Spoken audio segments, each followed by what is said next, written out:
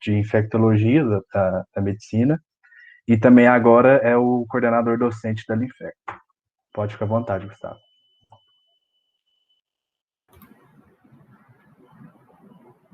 Oi, gente, boa noite.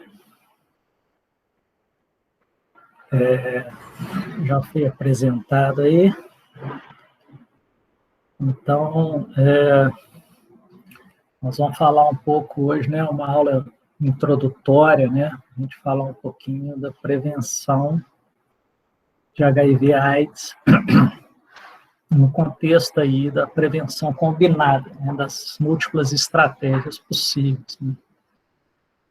A Liga de Infecto, ela é a segunda liga existente, né, a gente já teve uma liga previamente, durou alguns anos, e agora nós estamos reativando, né, uma nova liga, com uma proposta aí da gente, né, como foi falado, para a gente focar aí nessa parte de prevenção, né? Nós vamos ver algumas propostas aí. Vou apresentar aqui, a gente pediu permissão aí para gravar, né? Então, as perguntas a gente deixa para o final da apresentação, tá certo? Vou pegar aqui.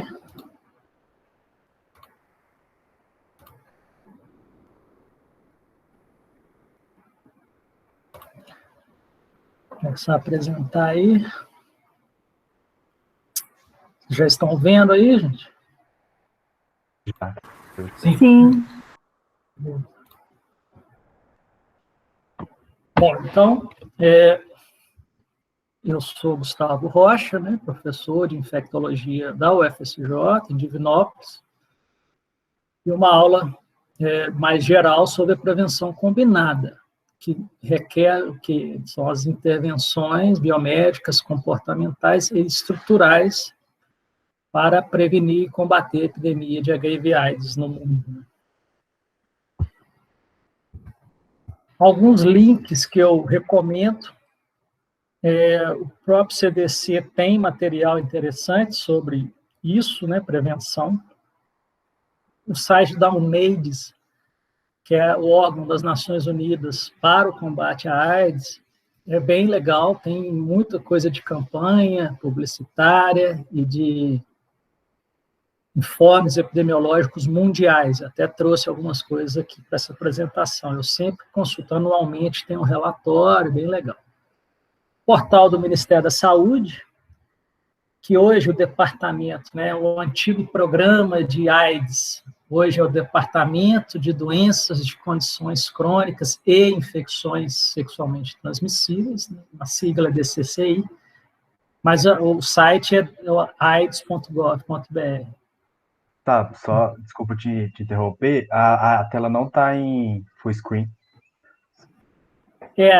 Mas acho que, bom... Não sei se é a sua intenção, mas só É avisando. a minha intenção mesmo. Ah, tá, então certinho. Porque às vezes quando eu passo, ela não vai passar, enfim. Vamos tentar aqui. Vocês estão vendo passar? Não passou. Passou o slide? Não passou. Não? Não. Pois é, então vou deixar daquele jeito mesmo. A outra, e aqui dentro do site do Ministério da Saúde tem uma página mais informativa sobre a prevenção combinada, os conceitos e alguns materiais lá. Eu vou deixar esse link aqui, mas é fácil de achar lá, tem alguns documentos que são interessantes, né? Bom, primeiro, vamos falar um pouquinho da epidemia de HIV/AIDS no mundo e no Brasil, né? A gente tem, esse é o relatório da UNAIDS, o último, que é do final do ano passado, com os dados relativos a 2019. Com 38 milhões de pessoas infectadas no mundo, uma, né, estimativa, sendo que grande parte na África subsaariana, né, 21 milhões desses 38, né, mais da metade. Na América Latina, uma estimativa de 2,1 milhões de pessoas. Uma coisa interessante que a gente vai ver a evolução, né? Então, o número de pessoas com HIV, claro que cresce a cada dia, porque o tratamento é eficaz, então está morrendo menos gente, que é essa curva de baixo, né? Teve um pico de óbitos nos anos 2000, 2005, e depois começou a cair bastante, com a ampliação do acesso ao tratamento. E o número de novas infecções também tem diminuído de uma forma lenta, né, nos últimos anos, mas está diminuindo devagarinho. Mas, como a sobrevida aumenta, né, a prevalência vai aumentando devagar. Né? Então, como a duração da doença aumenta, a incidência está diminuindo, mas a prevalência continua aumentando, apesar dessa inclinação bem mais retilínea, digamos assim, né, do que na década de 90, que é atrás. Dessas 38 milhões de pessoas, no ano de 2019, estima-se que tiveram 1.700.000 novas infecções, né? Muita gente se infectando ainda, e 690 mil óbitos no mundo relacionados à AIDS em 2019. Então, é uma doença que, apesar da melhora, né, da curva, nos indicadores, principalmente no acesso ao tratamento, não está ainda efetivamente controlada, né? Ainda tem muita gente se infectando ao longo né, de todo mundo. E essas novas infecções, né, a gente vê que elas têm uma distribuição, essas novas infecções não ocorrem na população de uma maneira uniforme. E aqui a gente vê, né, de alguns anos para cá, esse primeiro gráfico aqui é mundial, em que coloca-se o quê? A questão já das populações-chave, né? Profissionais do sexo, pessoas que usam drogas injetáveis, 10% das novas infecções, homens que fazem sexo com homens, 23% das novas infecções, pessoas transexuais, transgêneros, travesti, trans, 2%, clientes de profissionais de sexo ou parceiros sexuais de outros grupos chaves, populações chave, 19%, e 38% da população restante. Na hora que a gente joga esse mesmo gráfico somente para a América Latina, que tem mais a ver com o contexto nosso, né, cultural, pensando em Brasil e outros países, isso é mais intenso ainda. Quer dizer, as novas infecções, se a gente for ver aqui, 77% das novas infecções são em populações-chave e 23% na população geral. Isso chama muita atenção, né? Principalmente homens que fazem sexo com homens. Quase metade das novas infecções atualmente nesse grupo que é uma população-chave, pensando em HIV.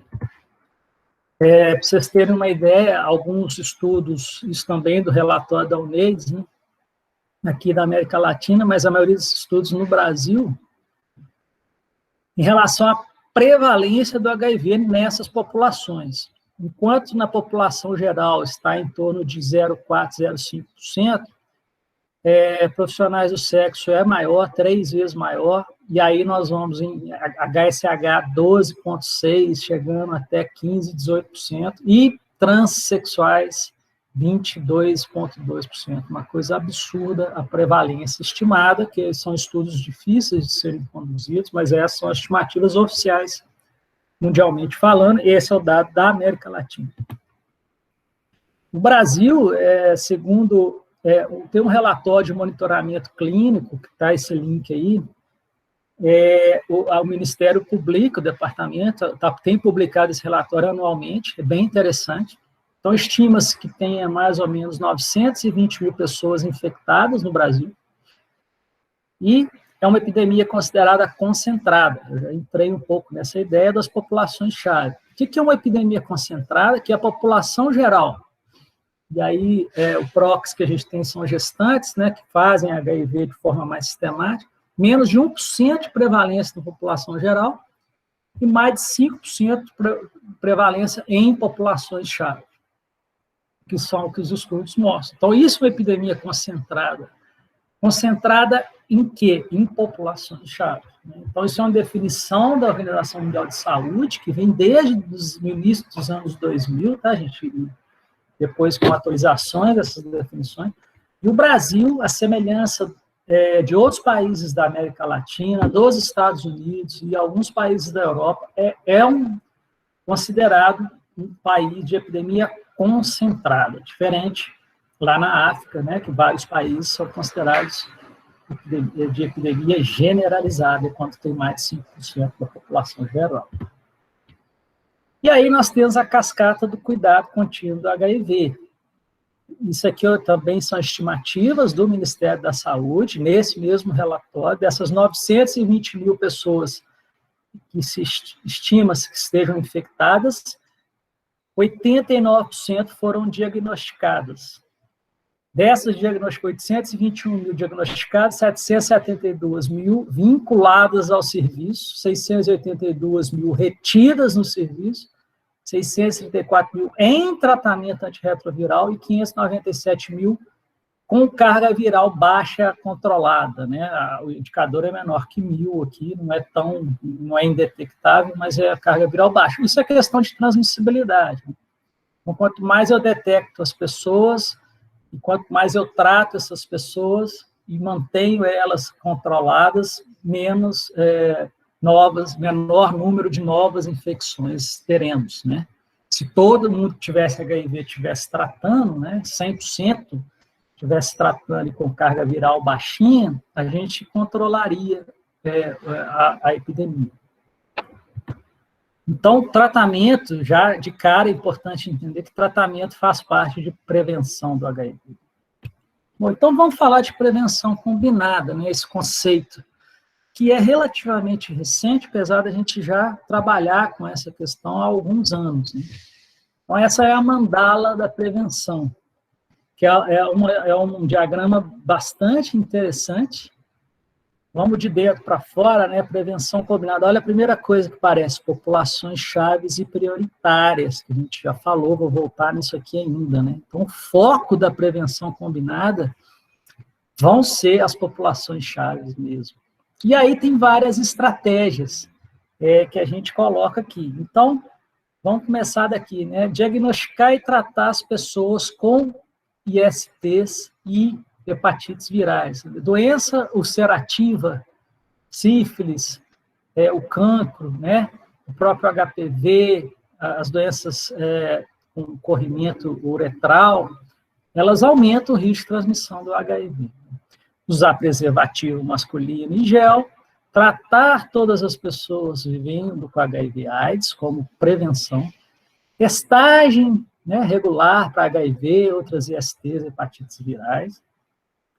E aí nós temos a profilaxia pós-exposição, que é o uso do antirretroviral após uma exposição de risco, e a profilaxia pré-exposição, nós vamos falar, né, mais para frente, que é o uso, né, de um antiviral para evitar que se adquira o HIV, né, antes de ter o contato.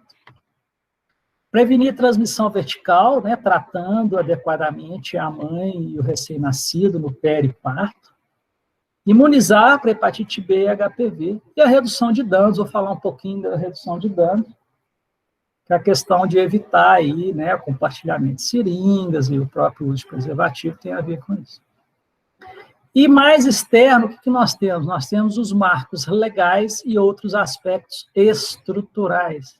As políticas públicas, as leis, as regulamentações, que envolve toda essa mandala, né, todas essas estratégias em conjunto. Então, quando a gente adota, né, o Covino coloca isso, quando a gente adota todas elas, a gente consegue ter um controle mais efetivo da epidemia de HIV. E mais uma vez, né, as populações chaves, né, gays e outros homens que fazem sexo com homens, mulheres trabalhadoras do sexo, pessoas privadas de liberdade, pessoas que usam álcool e outras drogas ilícitas, e as pessoas trans, né, que também bem negligenciadas essas políticas né, voltadas para as pessoas trans, que hoje, aos poucos, vai ganhando mais espaço. Além disso, outras populações consideradas prioritárias, população negra, indígena, situação de rua e próprio jovem, adolescente, né? A gente vê que muitos casos novos entre jovens gays pela questão do comportamento, enfim, várias coisas aí explicando isso. Uma outra maneira de ver isso. Então, a gente começa a falar das 3 modalidades de intervenções. Então, nós temos intervenções biomédicas, aqui estão listadas aqui, né, em vermelho, exemplificadas nesse cubo mágico aqui. As biomédicas nós vamos falar um pouco mais no final, mas a testagem, a própria PEP, PrEP, né, como eu falei, a questão dos preservativos, da testagem e do tratamento. As intervenções comportamentais, principalmente educação e saúde, com acesso à informação, né, o uso regular e correto do preservativo, a adesão à testagem, ao serviço, ao remédio, ao medicamento, né, a vinculação e retenção ao serviço. E as questões, as intervenções estruturais, que são as políticas públicas, aí, principalmente o combate à homofobia, fundamental isso aqui, para que a gente consiga ampliar o acesso das populações-chave às demais intervenções, né?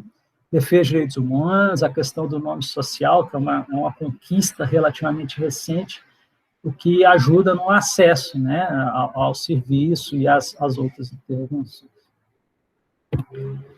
Bom, uma pincelada em algumas delas, né, intervenções estruturais. E aí, o que a gente vê, então, mais recente, né? A começar pelo nome do programa, do departamento, que tirou o HIV do nome do departamento. Isso é uma coisa simbólica, mas muito representativa das políticas mais conservadoras que a gente tem vivido, né? Então, por exemplo, a política de redução de danos, ela foi extinta, né, em 2019, no início de 2019, e com um foco maior na questão da abstinência, né, ao invés de ter a política de redução de danos, que é bem mais interessante, né, bem mais inclusiva. E a outra, a discussão grande que teve em 2010, né, em 2019, 2020, é a questão da ideologia de gênero, né, que isso até nós tivemos muita resistência das partes conservadoras, das partes religiosas, em relação às propostas de introduzir, por exemplo, educação sexual na escola, né, que é uma coisa fundamental para melhorar o comportamento durante a vida sexual, é você ter educação sexual antes, né, de iniciar a atividade sexual. Então, isso tudo não foi para frente, né, e agora, isso aqui é recente, viu, gente, do ano passado, que tem projetos circulando lá na Câmara dos Deputados para criminalizar a promoção de ideologia de gênero, que também não é um termo adequado, né? Ideologia de gênero, na verdade, é a discussão da questão do gênero, né, da identidade de gênero, das possibilidades, enfim, a questão mais inclusiva dessa história toda. Então, a gente vive hoje um retrocesso em relação às políticas públicas para o combate ao HIV/AIDS. Claramente, isso tem acontecido. Alguns anos atrás, por exemplo, uma campanha que o departamento elaborou focado na população trans, uma campanha bastante interessante, que foi barrada e foi a gota d'água para a retirada, né, da diretoria do departamento, que era, né, uma pessoa até conhecida, que é professor lá da UFMG, e esse movimento de conservadorismo, né, que a gente tem vivido nos últimos anos, infelizmente tem enfraquecido as políticas de combate ao HIV. Algumas questões de comportamento, que são fundamentais, né? Então, a gente fala do uso de preservativos, das práticas seguras, né, como uma atitude mesmo da pessoa, do indivíduo, né, em relação ao HIV, E aí tem os programas educativos, as políticas de redução do uso e abuso de álcool e drogas, e a adesão, né? A adesão é um comportamento, adesão ao tratamento, adesão ao preservativo, adesão ao serviço, né? Isso tudo é comportamento também. E, finalmente, intervenções biomédicas, né? Vou citar alguns estudos interessantes sobre isso. É o que mais tem publicado hoje, né, hoje em dia, em relação à prevenção. Então, vamos falar, né, os preservativos, obviamente, a gente sabe que previne, né, o HIV, não é 100%, mas previne, o gel, pré-natal, né, a testagem, tratamento, né, a testagem para o HIV e outras ISTs, a terapia antirretroviral, como eu falei, então hoje tem duas políticas sobre isso, de test and treatment, testou positivo, tratou. E o tratamento como prevenção, o TASP, né, que é outra coisa que avançou bastante com isso científico e hoje é uma realidade para todos. Né. A PrEP, profilaxia pós-exposição, a PrEP e é um pouquinho dessas novas vacinas, enfim, tem sido comentado. Para vocês terem uma ideia, né, isso aqui é lá do CDC, tem uma página lá que fala um pouquinho da eficácia da questão do preservativo. Então, o uso consistente, sempre usar preservativo em todas as relações sexuais, como um autorrelato, com parceiro sabidamente com HIV. Então, alguns estudos que avaliaram isso, alguns um pouco mais antigos. Então, homens e mulheres heterossexuais, uma eficácia de 80% para prevenir o HIV, isso no estudo científico. Homens que fazem sexo com homens, o sexo anal receptivo, uma eficácia de 72% a 91%, e do sexo anal insertivo, uma eficácia de 63%. Então, é uma eficácia interessante o uso de preservativo, mas tem que ser consistente em todas as relações, né? E esse é o problema do comportamento, que muitas vezes o uso não é consistente, né? O uso inconsistente, né? E uma hora pode haver transmissão. A questão da testagem, gente, tem várias coisas bem interessantes, né? Então, uma coisa, assim, para começar, se você conhecer o status sorológico, reduz a chance de transmitir HIV, né? Então, esse é uma estratégia lá americana, mas é um relatório que coloca o seguinte: das novas infecções, olha só, a pessoa que sabe que tem HIV, que tem, já fez o exame, né, digamos assim, das pessoas que já fizeram o exame, são 83,5%, né, do total já fez ou sabe qual o seu status sorológico. 62,5% das transmissões. E 14,5% das pessoas não sabem o seu status sorológico. Nunca fizeram, ou tem mais de um ano que não fez, na verdade é isso. Dessas pessoas que não fazem exame, a transmissão ocorre em 37,5%. 37,5% das novas infecções são dessas pessoas que desconhecem o seu diagnóstico, o seu status sorológico. Então, assim, esse é um modelo, né, de 2016 que mostra que fazer o teste, saber o seu status sorológico, reduz a chance de transmitir o HIV. Isso é óbvio, né? Isso é uma coisa até óbvia, mas retratando aqui graficamente isso. E esse estudo, eu gosto muito de citar ele, eu mostro esse estudo para pacientes, que é essa coisa do tratamento como prevenção, né? O que eles fizeram? Esse aqui eram 1.800, 1.600, não me lembro, casais sorodiscordantes, em que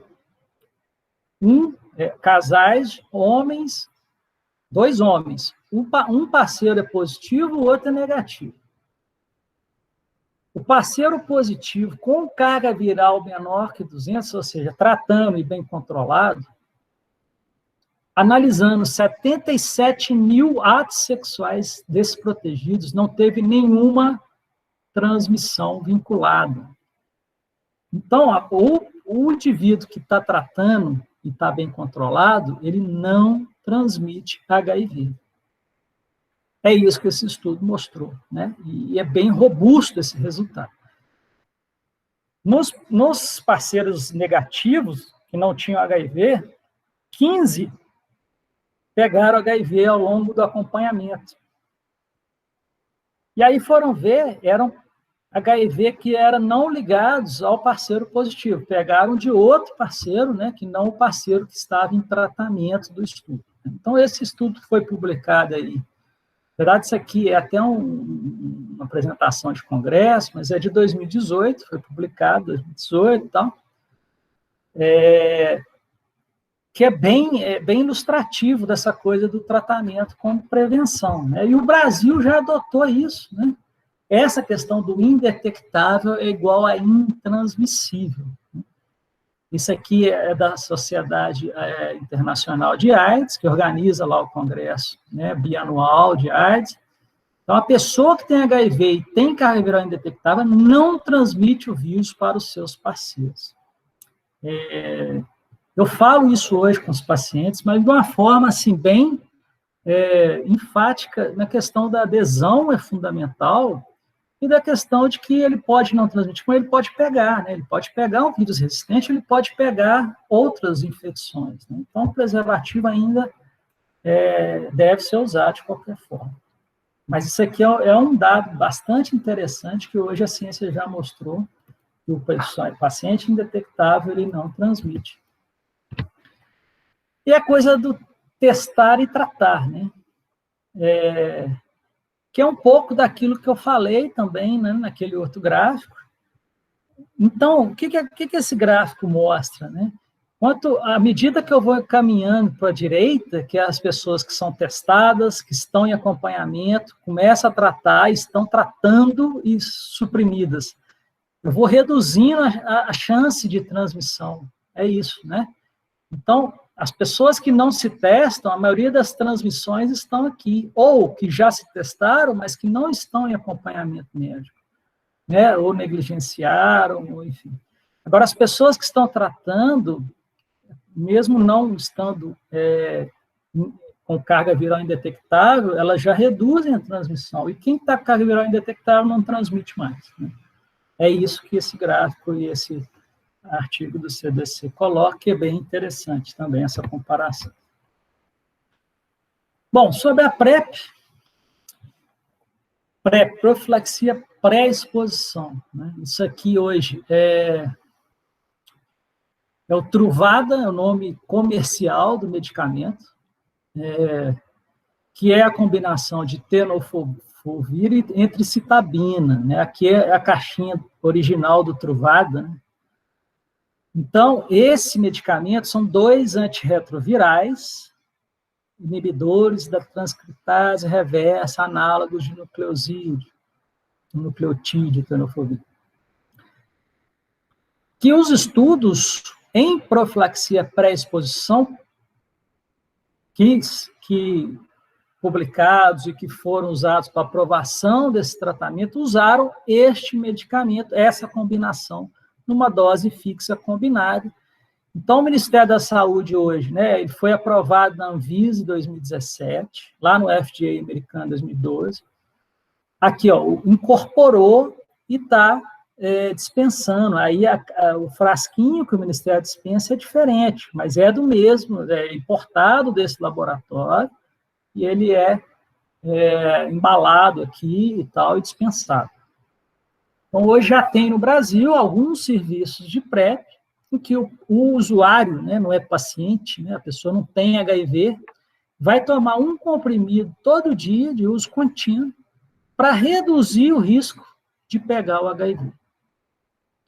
É possível que tenha outras possibilidades de medicamento, mas precisam de serem testadas, né, ou às vezes mais barato, e já foi aprovado para PrEP. Acho que não, mas já tem medicamentos injetáveis de liberação lenta. Você toma uma dose mensal para você, já tem para tratar o HIV, e para a PrEP tem vários estudos saindo, né, para evitar, então, o risco de pegar. Bem interessante, né? Bom, esse foi o primeiro estudo que autorizou aí, né, a questão do uso da PrEP, é o IPREX aí, né? Então, esse estudo foi um estudo multicêntrico, com 2.500 pessoas. O Brasil teve um braço desse estudo, tá? Duplo cego, randomizado, em que HSH ou mulheres trans, HIV negativo, sob risco elevado de infecção pelo HIV, começaram a usar PrEP ou placebo. Reparem aqui a probabilidade de infecção pelo HIV. Então, essa é uma curva Kaplan-Meier, né? Então, o braço que usou o medicamento, o risco de pegar HIV foi significativamente inferior ao risco de quem tomou placebo. Se a gente for pegar na mediana aqui, aqui o tempo, né, que daria 70 semanas, e aqui bateu lá nas 120 semanas. Então, uma eficácia global de 44%, né, a questão na hora que terminou o estudo, que foi, não sei se foi 3 anos e meio, alguma coisa assim.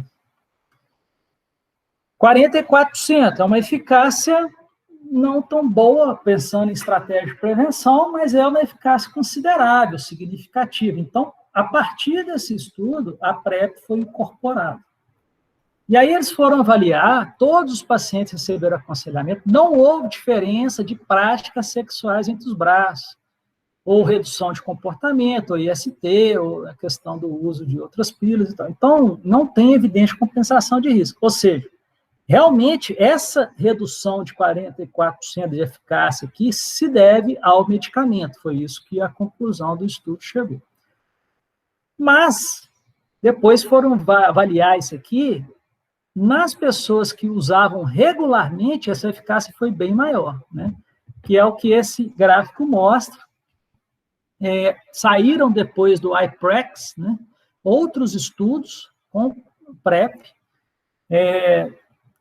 Tem um interessante, que esse Fem PrEP aqui, ó, que ele não viu eficácia. A eficácia dele de 6%.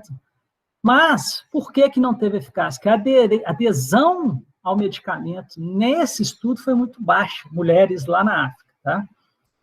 E aí, o IPREX, né, que a gente falou, eficácia de 44%, uma adesão global de 50% só. Então, o próprio IPREX, quando eles analisaram só os que tiveram alta adesão, essa eficácia passou de 90%. Tá? E aí, outros estudos com adesão melhor, 80%, a eficácia foi subindo, 60%, 75%, 80%. Então, esse estudo PROUND aqui, que foi um pouco mais recente, digamos assim, com adesão alta, eficácia da PrEP de 86%. Então, hoje fala-se demais em PrEP como estratégia biomédica para reduzir o risco de adquirir HIV. Mas, para isso, tem que ter uma adesão muito boa, excelente. Para isso, precisa ter um serviço estruturado, precisa ter monitoramento, né? Então, não é só comprar lá no Facebook, na internet, o Truvada e começar a tomar. Não é assim que faz PrEP. E assim não funciona, esses estudos mostram exatamente isso. Bom, em relação à vacina, tem uma vacina que foi estudada em 2009, que foi o artigo, que foi essa RV144, é a vacina da Tailândia, uma amostra de 16.400 pessoas, um estudo em ensaio clínico, randomizado, duplo cego, controlado, de fase 3, né, para eficácia de vacina, a gente está vendo isso aí em Covid, né, agora essa foi a do HIV. No braço que recebeu a vacina, houve uma redução na probabilidade de infecção pelo HIV, significativa, mas foi uma redução considerada moderada, ou leve ou moderada, em torno de 30%, foi um pouco menos que 30% de eficácia. Para uma vacina é considerado muito baixo, né? Vocês viram aí em Covid, por exemplo, no mínimo 50% para ser aprovado na Anvisa e tal. Então, não foi para frente. Tem alguns desdobramentos desses, fizeram um estudo na África do Sul e tem algumas perspectivas atuais, né, que vocês viram aí, mas ainda estudo em fase 1, né, que parece que está estimulando a produção de anticorpos altamente neutralizantes e tal, mas ainda não tem estudo clínico, é muito cedo para falar em qualquer coisa, né, são perspectivas. Bom, algumas campanhas publicitárias que foram, não desse ano, de alguns anos atrás, né, essa é uma do CDC, vamos parar, né, barrar o HIV juntos, né, é uma campanha bem interessante que envolve essa questão, testagem, prevenção, tratamento e estigma, né, que é muito dessa coisa das políticas públicas, das normas, tem a ver com isso, né. E aí tem muitos materiais nessa página, não é desse ano, é de alguns anos atrás, poucos anos atrás, mas é bem interessante se alguém quiser acessar. Essa é da OMS, né, da UNAIDS, da Organização Mundial de Saúde, e esse do ano passado, né, para acabar com as inequidades, né, as inequidades não só em relação ao HIV, né, mas que estão tudo relacionado, né. Então, você vê, uma campanha da UNAIDS que leva em conta várias questões que não são especificamente do HIV, né, mas a discriminação de sexo, né, de gênero, a questão dos direitos das crianças, a equidade, né, da população LGBTI, a discriminação para idosos, aqui a questão da identidade, né, de gênero e tudo, alimento, a liderança, racismo, quer dizer, tudo isso, e uma série de outras coisas que estão nesse documento, bem interessante, da UNAIDS, né? Então, assim, as ações em si, às vezes, não focam em HIV, mas nesse documento é bem interessante. Esse também essa é uma campanha do Ministério da Saúde, que também acho que do ano passado, ou de 2019, que vem saindo algumas campanhas interessantes, e né? Se a dúvida acaba, a vida continua, né? Então, o HIV, previna, teste e trate, né? Previna-se, teste e trate. Então, assim, tem até uma questão que uma colega fala muito, né? Assim, o HIV, a pessoa descobrir com o HIV, ela não vai deixar de viver seus sonhos, né? Então, assim, você começa a tratar, você controla, sua vida continua, e às vezes as pessoas até melhoram, né? Do ponto de vista de cuidado, autocuidado, né? Muito comum a gente ver isso. Muito bem. Então, era isso que eu tinha para falar. O e-mail está aí, uma aula inicial da Liga, e vamos abrir para perguntas, né? Certinho, a gente já tem... Obrigado aí, Gustavo, então, pela aula, e a gente já tem algumas perguntinhas aqui, eu vou ler aqui.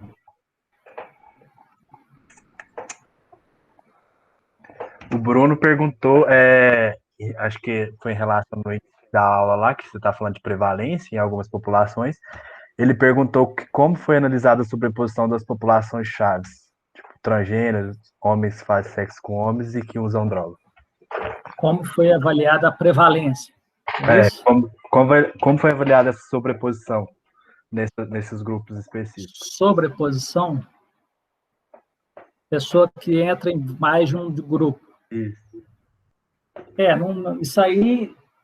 Bom, isso em cada um dos estudos aparece isso de alguma forma, né? Então, assim, foram feitos estudos em que o critério lá de elegibilidade, né? Então, homens que fazem sexo vão ter tido uma relação com homem nos últimos 12 meses.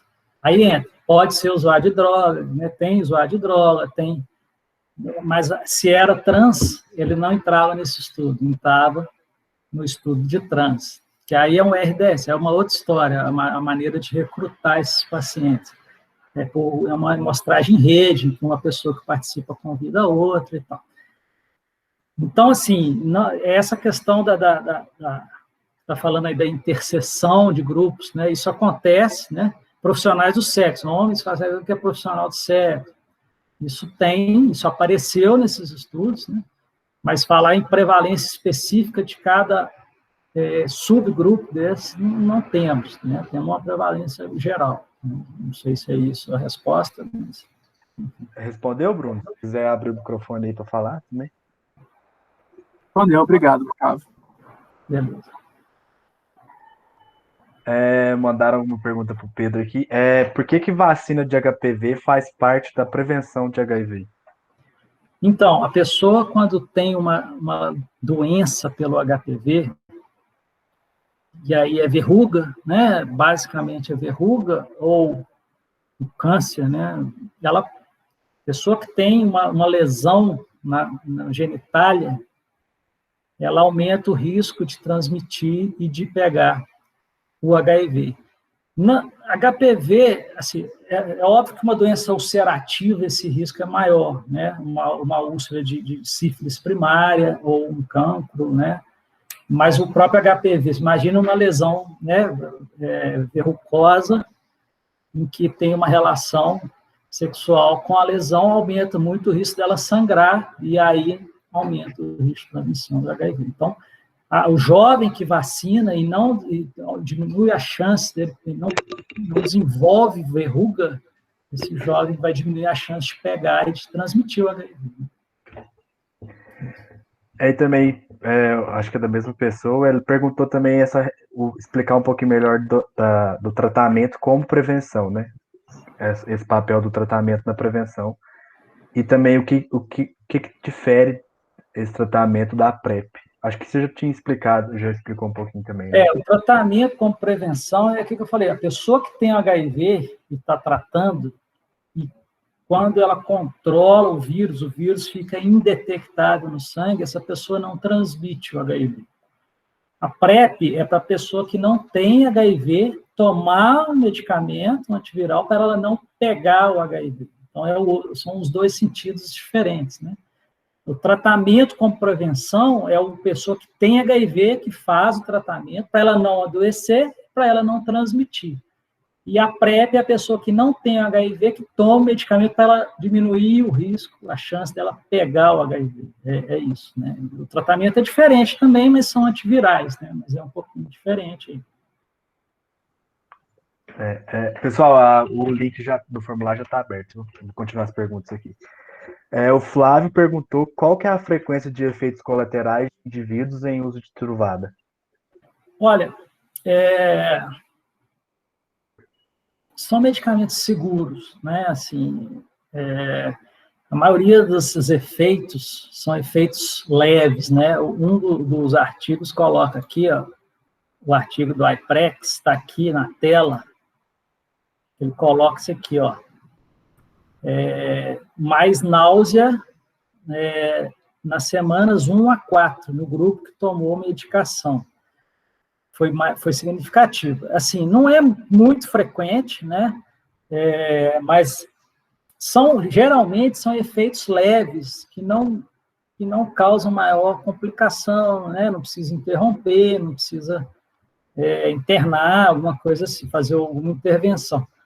E geralmente nas primeiras semanas. Então, uma náusea, às vezes um mal-estar, às vezes uma dor de cabeça. A frequência disso é baixa, não é nula, né? Mas não é uma frequência alta que tem um impacto clínico maior, tá? É mais ou menos isso. E uma última pergunta, o Vitor perguntou se você indicaria PrEP. Então, a ideia aqui, Vitor, a proposta da Liga é a gente montar um ambulatório de PrEP, tá? Assim, então, nós vamos... existe essa demanda, inclusive, ela veio da comunidade e do serviço. Então, a gente já tem essa discussão lá no site de Divinópolis há algum tempo. O ambulatório de PrEP, ele funciona em Belo Horizonte, em 2 ou 3 locais em BH. Então, hoje, um paciente de Divinópolis, uma pessoa de Divinópolis que quer usar PrEP, a gente encaminha para BH, olha que loucura, para fazer esse acompanhamento lá, para poder ter acesso a essa medicação. Eu já encaminhei pessoas para isso.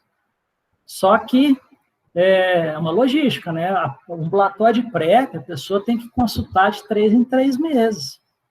Por quê? Porque tem que fazer teste, tem que ver se não pegou outros DSTs e tal, ver adesão, ver comportamento, né? Então, não é só tomar o remédio, como eu falei. Então,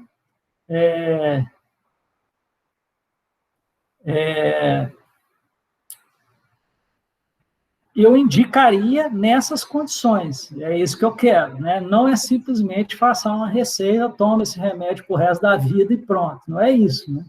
É um acompanhamento. Então, para isso, ele precisa ter esse ambulatório ou um serviço, não precisa ser nosso, né? Mas tem que ter esse serviço, tem que fazer o acompanhamento regular para poder tomar PrEP. É isso. Eu tenho 2 perguntas, professor. A primeira em relação ao PrEP.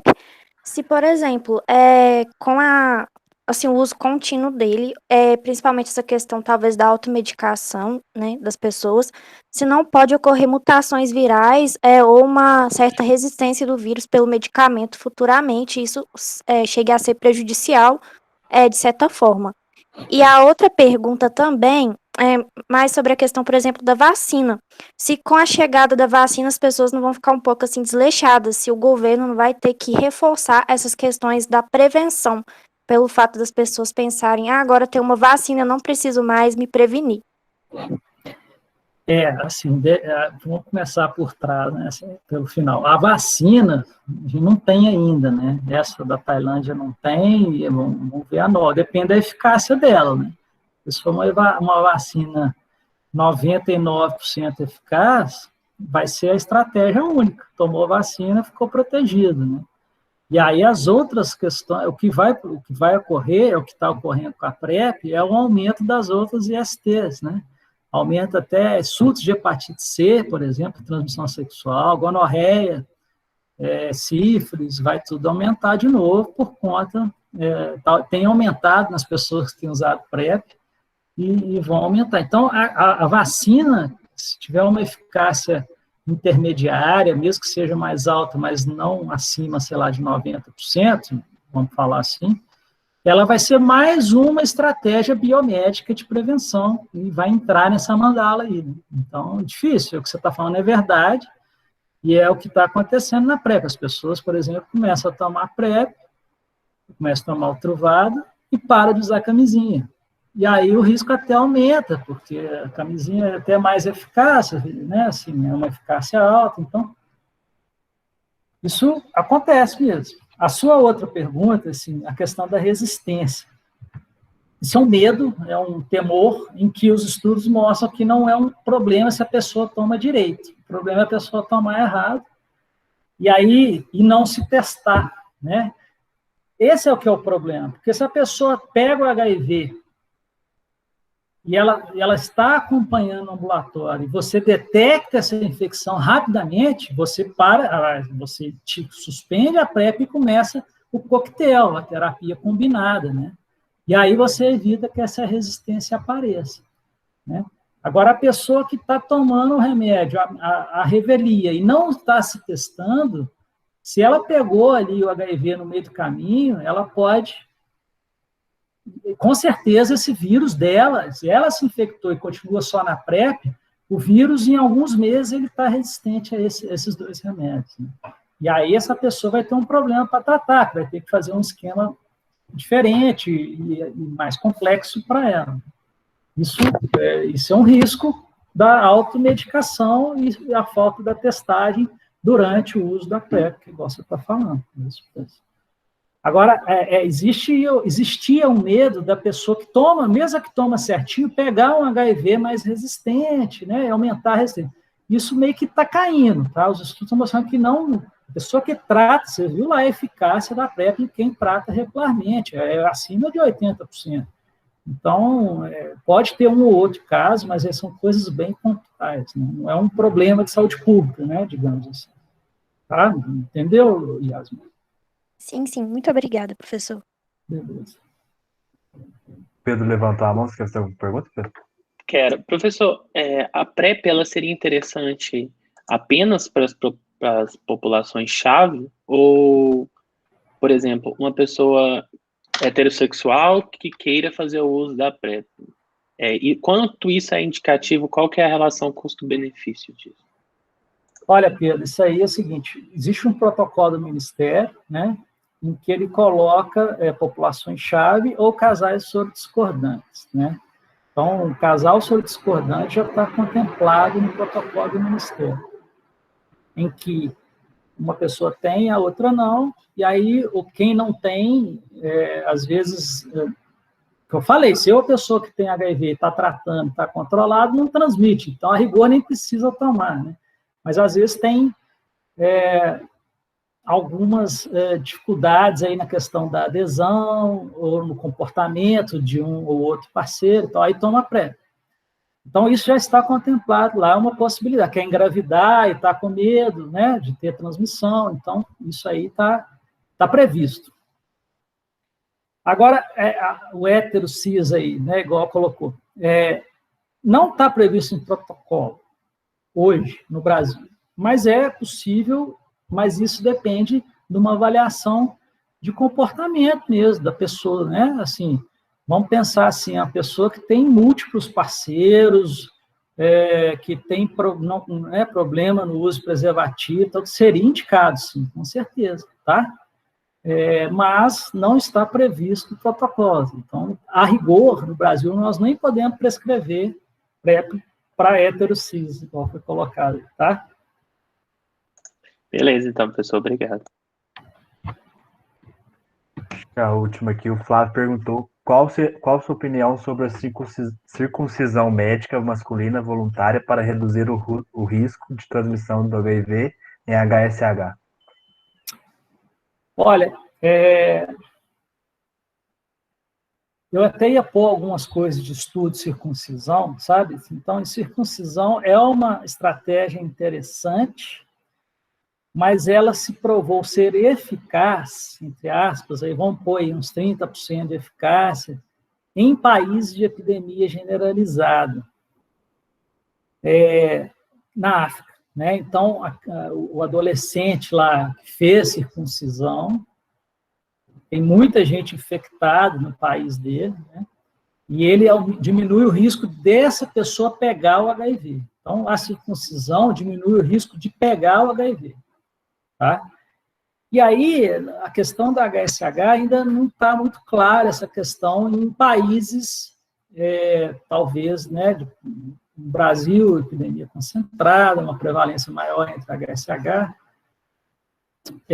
Mas eu, assim, a minha opinião seria aconselhar, sim, a fazer, né, se tiver aí uma dificuldade de higienização. É mais a questão local, né, de ter dificuldade de expor a glande, e aí a questão da higienização. Então, quem tem dificuldade de expor a glande, aumenta o risco de fazer um processo inflamatório ali na glande, no sulco, balão prepúcial ali, e esse processo inflamatório, que seja só uma micose, alguma coisa, vai concentrar mais células, vai aumentar o risco, células inflamatórias, vai aumentar o risco de pegar o HIV, né? Então, como opinião pessoal, eu acho interessante que se faça a circuncisão, ou pelo menos que se garanta que é uma exposição adequada da glande, do sulco, para fazer essa higienização diária e tal, né?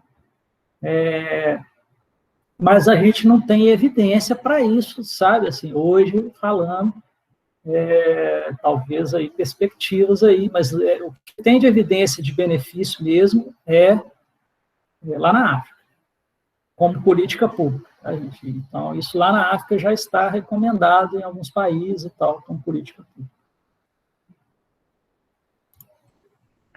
Acabaram as perguntas, alguém tem mais alguma?